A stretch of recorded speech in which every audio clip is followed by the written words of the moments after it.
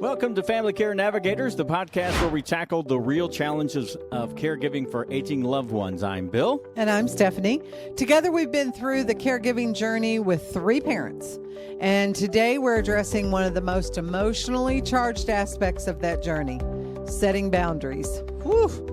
I'm telling you what, with aging parents who resist help or make demands that feel overwhelming, it can be overwhelming. Yeah, and if you've ever been felt torn between honoring your parents' wishes and ensuring their well-being, or if you've found yourself making major life changes to accommodate a parent's needs, know that you are not alone. Oh gosh, no. We've lived through these challenges in very personal ways. My parents refused to leave their family home despite increasing care needs. And Bill's mother experienced some serious mental health crises that eventually led to facility care. And most memorable, we had to quickly adapt when Stephanie's mother made a sudden decision to move in with us after initially refusing to leave her home, and leading to a whirlwind of house hunting, moving, and establishing new household dynamics. Yeah, so today we're going to share what we've learned about setting loving but firm boundaries through these experiences, along with expert advice and practical strategies that you can implement in your own caregiving journey. Let's dive in right now.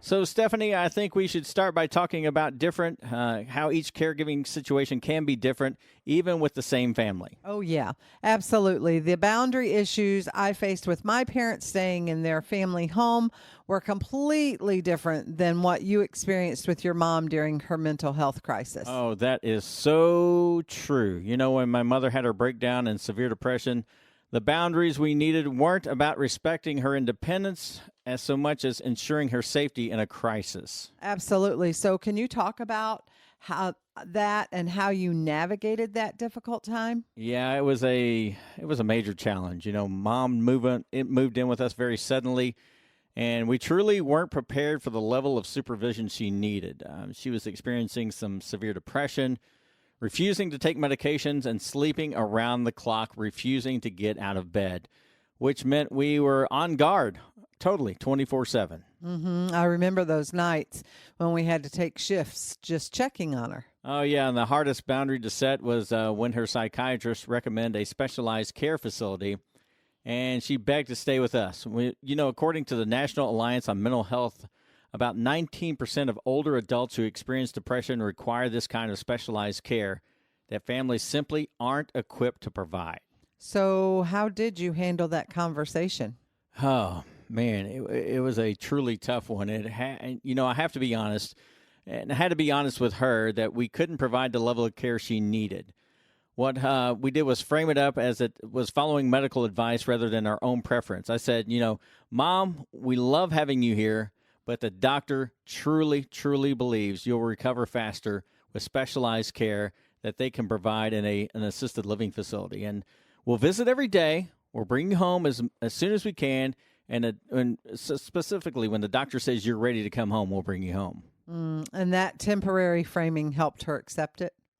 It seemed to have, yeah. I mean, there was a lot of hesitation, but it was a lot easier, a lot palatable for her. And and involving her doctor directly in those conversations, it was crucial. And, according to a study in the American Journal of Geriatric Psychiatry, when mental health transitions are presented as medical necessities rather than the family choice, acceptance rates increase by about 60%. Wow, that is significant, honey. Yeah. And it shows how important it is to have professional backup, right? And, when you're setting boundaries, that professional backup can definitely be beneficial. Oh, exactly. I mean, that is a huge win. I mean, for listeners facing similar situations with parents experiencing mental health crisis, well, the National Alliance on Mental Health, the NAMI, has a family support helpline and local support groups that can provide guidance specific to these type of situations. Really, that is huge because mental health and mental health crises in families, it is a very big deal, and that resource can go a long way to help families. Now, my experience with my parents was quite different. They were determined to stay in their family home despite my dad's declining health and my mom's inability to care for him alone. Wow. And you essentially became a long distance caregiver while still trying to maintain our household. Yeah, absolutely. Because they lived about 20 minutes from us. And so I was driving to their house daily, sometimes twice a day, coordinating care, bringing groceries, taking them to appointments, all while I maintained this fiction, right? This fictional way of thinking that they were managing independently. All right. Well, let me ask you this. What boundaries did you need to establish in that particular situation? Well, that was the hardest part, I think, because the first was actually with myself. And I had a lot of difficulty doing that. I had to accept that I couldn't be in two places at one time. And that meant creating a schedule that preserved some time for our own family because we still had a teenager at home and my work because I was still working. And so that was very, very difficult. One thing that I learned to say to myself was there are some things that only you can do, and other things you have to allow others to help you with. It's interesting that the Family Caregiver Alliance said that setting those time boundaries is one of the most important steps in preventing caregiver burnout. All right. So, talking about different schedules, different things going between our house, their house, how did your parents respond to that schedule? Well, honestly, my dad, he was more accepting.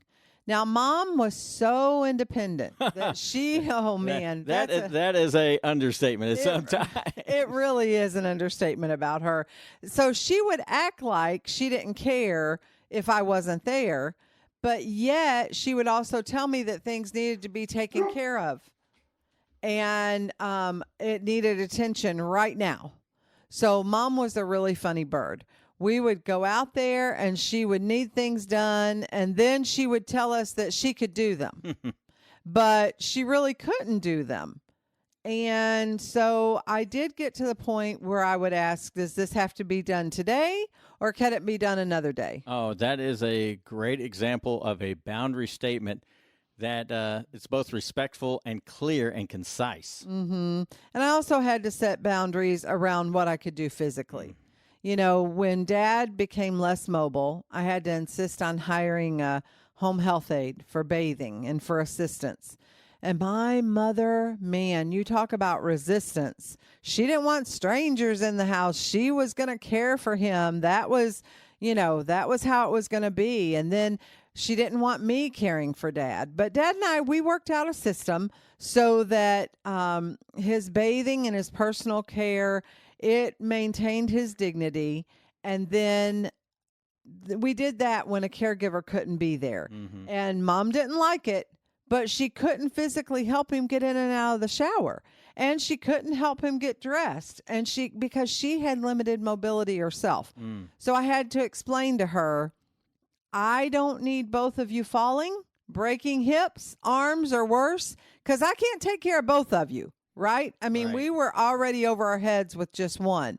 And so we were like, listen, a broken hip can mean death for the elderly, or becoming bedridden and becoming an invalid, which I think is one of the greatest fears of the elderly. Right. So that I really just had to have that very blunt conversation. Yeah, we had to have that blunt conversation because, I remember you bringing in that physical therapist to explain the risk of improper lifting, both for you and your dad, and he also explained it to your mom as well and said, okay, instead of broken hips, broken knees, legs, arms, this is how you need to do it and live properly. Yeah, and so that I didn't have back issues. True. Or that mother didn't have back issues because she didn't need any more back issues. Right, no. And so having that professional voice, once again, that expert, that as people become elderly, they really do listen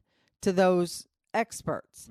And so the physical therapist, they explain that family caregivers, like 50% of them get down in their back because of improper lifting.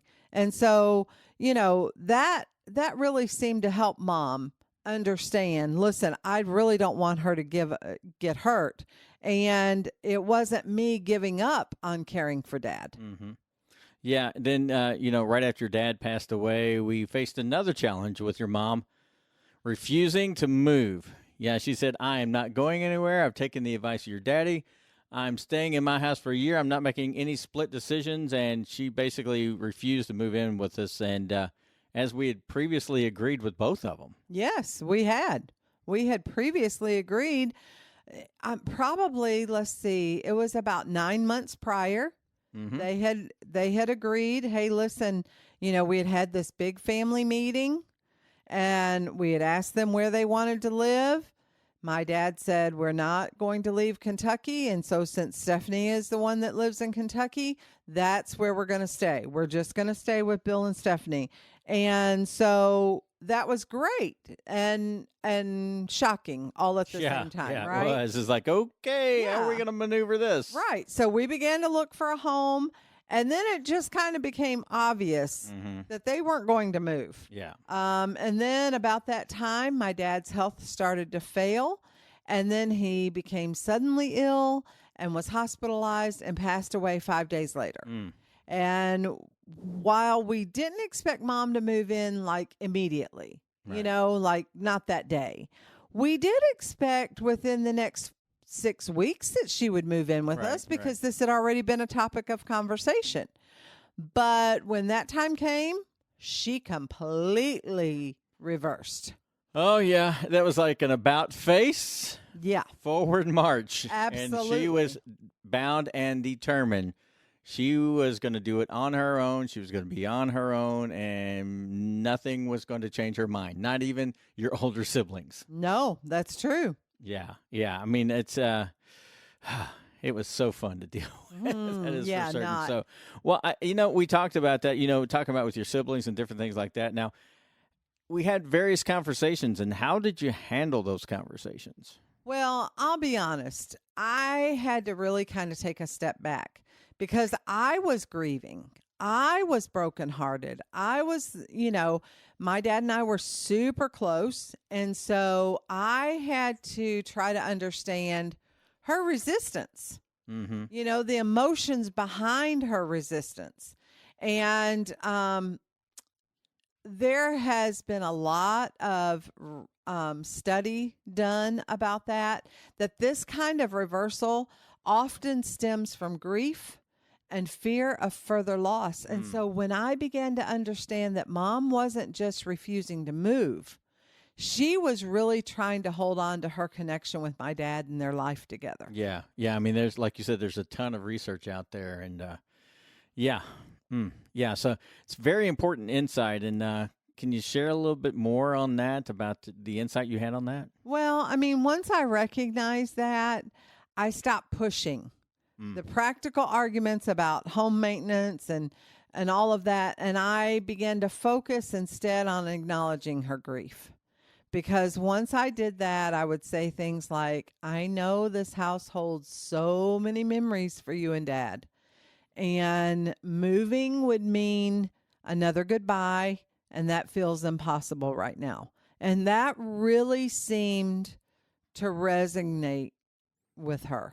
Yeah, I mean, you could see it change her perspective, but really, did it change her perspective? Well, not immediately.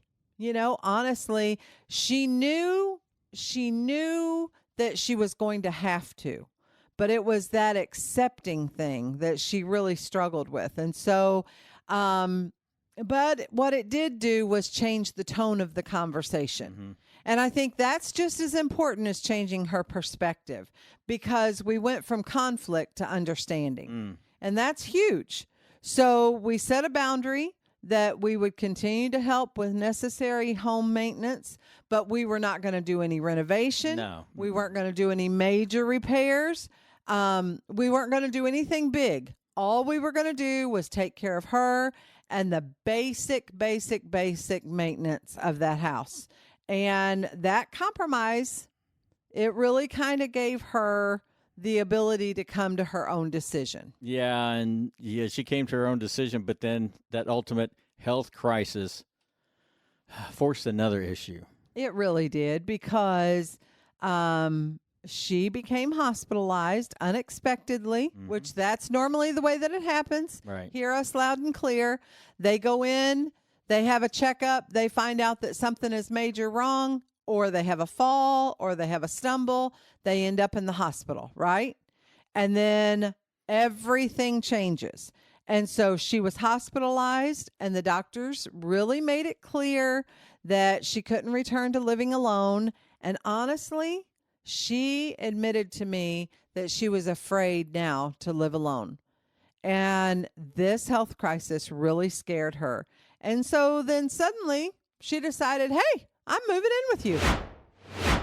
Well, that brings us to probably the most intense caregiving experience that we've had. And when your mom decided she wanted to move in with us immediately after her hospitalization. Well, talk about a boundary challenge. Yeah. Woo! We had like 48 hours to decide whether we could really accommodate her in our home, which wasn't set up for anybody with mobility issues. Yeah. It was very challenging, that is for sure. And, and ultimately we made the huge decision to find a new home that would work for all of us. And, that's a boundary conversation most people, they truly, truly do not anticipate. When saying yes to caregiving, it means completely, and I do mean completely, changing your own living situation. It really can be overwhelming, and it was overwhelming. Mm-hmm. And here's a really interesting statistic from the AARP survey. Only about 17% of family caregivers report having adequate time to prepare when a parent moves in. And we certainly experienced that statistic firsthand. I think we were less than 17%. I mean, I think we're down like, oh no, here we got to go. But that boundary we had to set in that situation was actually around that timeline. We couldn't magically produce a suitable living arrangement overnight, and it did take some time. We had been talking about it. We've been moving forward, and everything was just roadblock. But all of a sudden, everything opened up and said, okay, here you go. Yeah. Make it happen. Yeah, absolutely. I mean, we had to be clear that we were really committed to having her live with us. Mm-hmm. But we also had to be clear that we needed time to find the right home and prepare it properly and all the things. And so the conversation kind of went something like, hey, Mom, you know what? We really do want you to live with us, but we need time to find a home that's safe and comfortable for everyone. And quite honestly, that's going to take a minute. Mm-hmm. Yeah, and thank God we did find that house so that had extra wide doors. I mean, a lot of times that doesn't happen. No. And you have to kind of think about, we arranged for her to stay with us for a few weeks. Your siblings came in to stay with her in our home, rotating scheduling throughout that transition period, which gave us time to truly house hunt and move on. So that's some of the things we had to look for those extra wide doors. Oh, yeah. I mean, listen, when you're looking for a place to move in, someone with mobility issues or even just elderly, right? There are some things that you have to truly consider. And we will get into that in another episode about what you look for when you're looking for a home to move in an elderly parent with. But I will say that for the listeners that are facing a sudden similar care situation, most hospitals have social workers that can help arrange, short care term options, and such as a rehab facility or to navigate the insurance coverage for them and so forth and so on. Should bringing them home not be an immediate option. Mm-hmm. Yeah. And once your mom did move in with us, we faced a whole new set of boundary challenges. Yeah. Especially around privacy and household routines, because we had to develop a whole new set of routines in our house. We really did. I mean, not only did we completely change locations, but then we had her living with us, which we had never had before. And so this is where prior planning would have really been helpful. Yeah. But we were just in the moment. Like we were just in the thick of it. And so before Mom moved in with us, we could have sat down and created what is known as a family care agreement. True. And essentially, it's just a document that outlines expectations for everyone in the household. Yeah, I mean, we could have addressed those things like the quiet hours, when meals are going to be served, who would handle which household task, and best of all, how we would respect each other's private spaces. Yeah. Now, I will say my mom had taken care of my grandmother, Mm-hmm. her mother in law, for a little while. And so she was very aware of the changes that were coming and how this would affect you and I. And I have to say, for my mother, 9 times out of 10, she was pretty respectful of all of that. Yeah, she was. And I do have to give her credit for that. But having those conversations before the move, it would have meant that we weren't trying to establish boundaries in the middle of all of this emotional situation, right? Yeah. So, it's better to have the conversation prior to and instead of during that adjustment period. Yeah, and once those specific boundaries we established, is set around interruptions too. So if we had to leave a conversation or have some alone time, we set up very, very easy boundaries. Absolutely. Honestly, with the elderly, physical signals, they're big. Oh, yeah. They are super big. So a closed door means please don't interrupt unless it's urgent. Yeah. And an open door means sure, come on in. Yeah, it does. And, another idea would be set up regular family meetings like we did on Sunday nights with your siblings to talk and discuss about things and issues that came up or adjustments that need to be made and how they could help us. I mean, with household arrangements, different things like that, or set up times to where, hey, say, we're wanting to go away between X and Y. I need one of you to come down. And they were gracious and did that for us. Yeah, absolutely. And that, having that once a week meeting with the siblings who all lived out of town, it was really important. Yeah, thanks to technology, it was amazing. Yeah, it really was. But how we had those conversations with Mom is we had a set dinner time. Yeah. Right? And so we would all come to the table, and if we needed to have a tough conversation, we'd have it around the table. We would just address whatever issues needed to be addressed and talk about our day, because our dinner table is always where we've handled whatever situations needed to be handled, right? Yeah. So that regular check-in, we did ours daily, but you could do yours weekly, whatever works for you. It really does prove to be very, very valuable, and it gives everyone designated time to raise whatever issues that they need to raise. Yeah, and I think one of the most important lessons we've learned through all these experiences is that boundary setting looks different depending on your parent's specific situation and cognitive capacity. Oh, absolutely. The boundaries that I set with my dad, who had full cognitive function, but physical limitations, were very, very different than the ones that I needed with your mom, absolutely. who sometimes experienced confusion. Yeah, because, those boundaries we needed with my mother during her mental health crisis were totally different, as you said, from those needed with your mom and dad and her physical health issues as well. Absolutely. Dr. Barry Jacobs is a clinical psychologist, and he specializes in family caregiving. And he emphasized that boundaries should be tailored to the specific capabilities and needs of your loved ones, rather than applying like a one-size-fits-all, because what works for one family isn't going to work for the other family. Well, that's why, every time you need to assess everything. That's why assessment is so important. So before setting those boundaries, ask yourself, is this behavior due to a medical condition? Is it within their control? What is the risk level if the behavior continues? Wow, those are big questions. Like, I remember when your mom started wandering around the house at night. Oh, yeah. Making noise. And, you had to get up and work the next day. And so I had to consider, okay, is this just a preference for her to be up in the middle of the night? Or was this like part of sundowners? Yeah, I mean, I think we both handled that well. But, you had to you took the challenge head on. So How did you really handle that? I mean, Well, I mean, instead of prohibiting late night wandering, what would have felt like really control. And nobody, I don't care what cognitive state you're in, nobody wants to be controlled, right?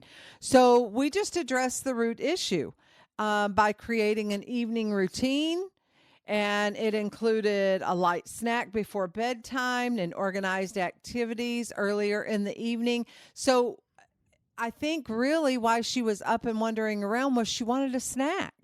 yeah. I mean, she liked to snack at She night. liked to snack at night. And yeah. so we had to figure this out. Okay, well, let's make this a routine. This is what we do. We're going to eat this and we're going to do this. And this is, almost, and this sounds kind of funny, but it's almost like going back to when your children were little and you have a bedtime routine and a nighttime routine. That's what we ended up doing with Mom. Yeah, I mean, in the clinical world, and like a geriatrician, Dr. Leslie Kernisan, I hope I'm saying that right, calls that problem solving upstream. So you address those conditions that lead to difficult behaviors rather than just restricting the behaviors themselves. Absolutely. I think that is vitally important because, like we said, nobody wants to be controlled, right? Right. Nobody's interested in being controlled. Let's switch and talk about some specific boundary setting strategies that have worked out well across our different caregiving situations. Okay.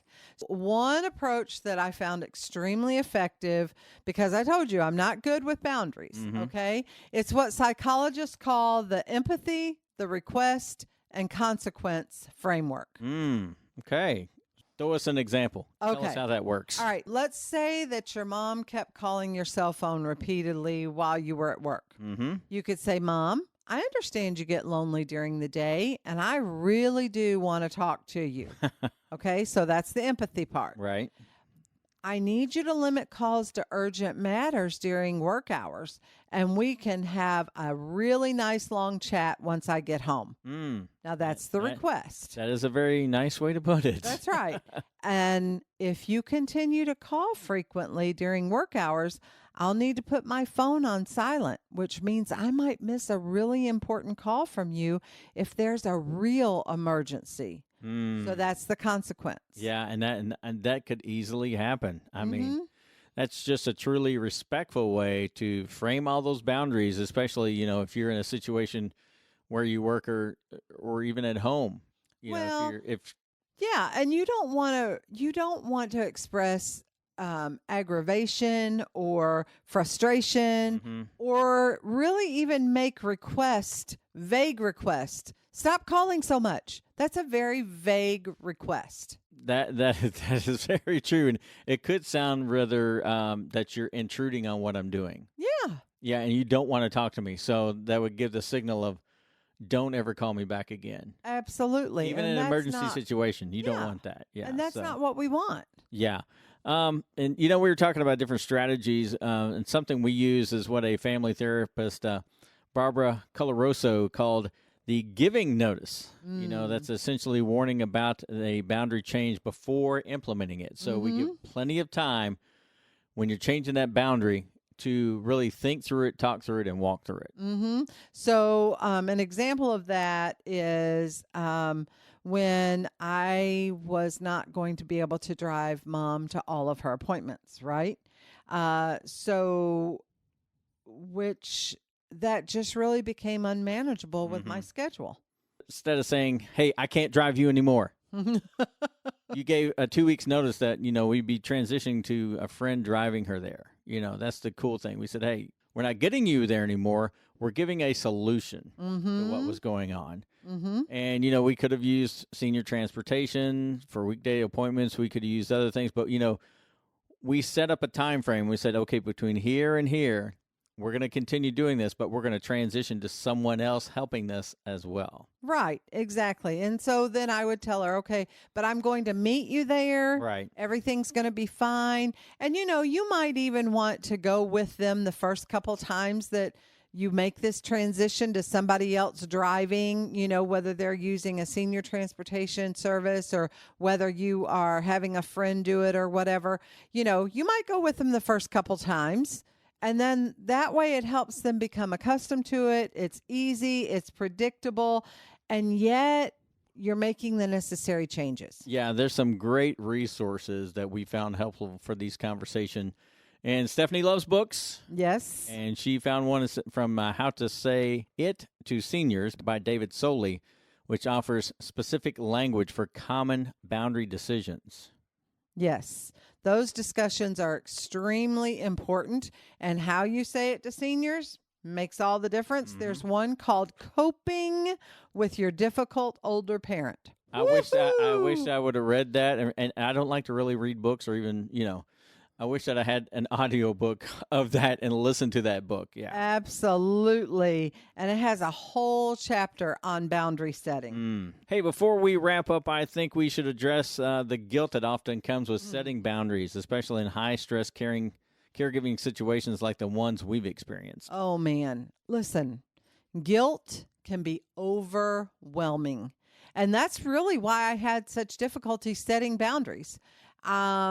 I still remember how terrible you and I both felt when we had to tell your mom that she needed to transition to a facility. Yeah, I mean, that was just that was an important realization, that I had to put her into that.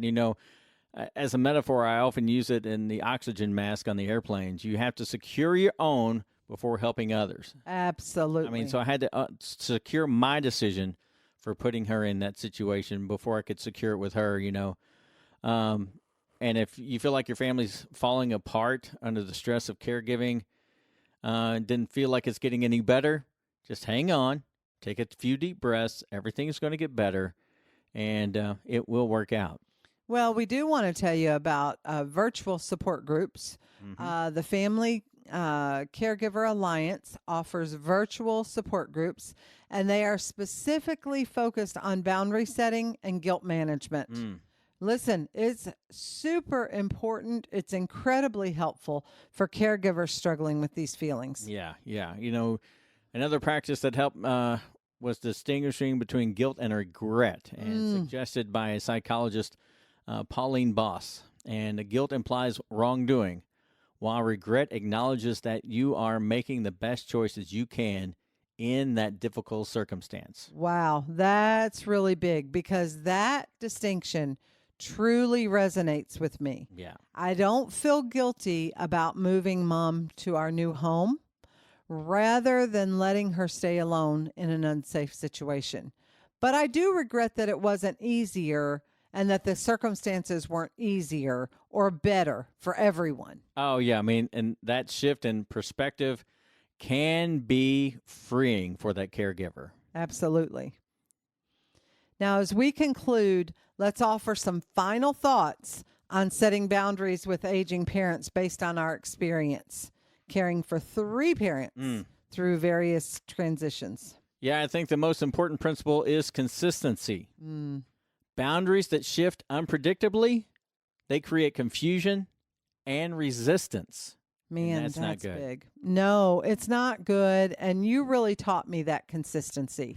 It was, honestly, because I would vacillate back and forth, and you were like, nope, this is where we drew the line. This is, we've got shared goals, and this is how we get there.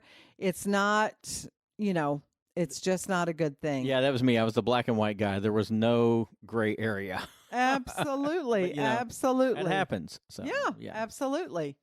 Yeah. So, it does make a difference in all that positive framing and everything that you do. So, and so recognizing that boundary setting is an ongoing process, not a one-time conversation. Wow. Our parents needed, their needs, they changed throughout our caregiving journey, and our capacity as caregivers, it really evolved. Yeah. And so we constantly needed to reassess and to adjust. Yeah. And maybe you're just starting this journey. We've been there. It's a long road. It can be a long road, but we recommend one thing you start with, and that's the AARP Prepare to Care Guide. It involves a worksheet for planning care transitions, boundary conversations before that crisis does hit. Absolutely. And for those of you that are already in the thick of caregiving challenges, the Elder Care Locator That's eldercare.acl.gov. It can connect you with local resources, including family counseling services that specialize in aging issues. Yeah, remember that seeking help with boundary setting, it's not a sign of failure. It's a sign of commitment to sustainability. Quality care for both you and your loved ones. Absolutely. So on our website, familycarenavigators.com, we've posted links to all of the resources that we've mentioned today, plus a downloadable worksheet for planning and implementing boundaries in your unique caregiving situation. Well, as we wrap up this week, we just want to let you know what's coming up next time with Family Care Navigators. We'll be discussing another challenging topic: navigating financial decisions when a parent moves in. Wow. So until then, remember, boundaries aren't barriers to connection. They're the framework that makes compassionate care possible over the long term. Well, we thank you for joining us today. We're Bill and Stephanie, and this has been Family Care Navigators. So take care of yourself. Have a great time. And we would like for you to like and follow our podcast. We'd also like for you to stop by our website, check out these resources and other great podcasts we've had before. That's at familycarenavigators.com.